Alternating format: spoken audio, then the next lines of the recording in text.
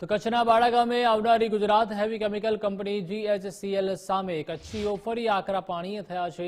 અહીંના વિપશ્યના કેન્દ્રના સાધકો તથા બાળા ગામ સહિતના 20 ગામના લોકો ન્યાયની લડત ચાલુ રાખી છે અને કંપનીને ગામમાં પ્લાન્ટ સ્થાપવા ન આપવા માટે વિરોધ છેલ્લા 3.5 વર્ષથી થઈ રહ્યો છે અને હવે તો NGT એટલે કે નેશનલ ગ્રીન ટ્રિબ્યુનલ અને કોર્ટમાં પણ ફરિયાદ કરવામાં આવી છે। તો ગામ લોકોએ GHCL કંપની સામે હવે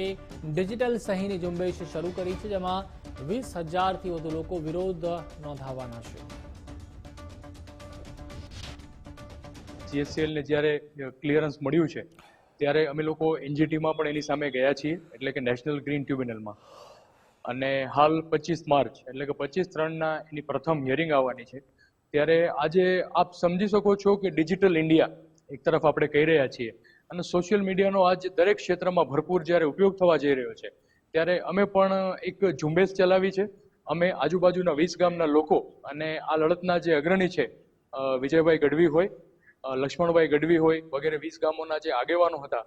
તેમની સાથે અમે સંપર્ક સાધી અને એક વિપશ્યના સેન્ટર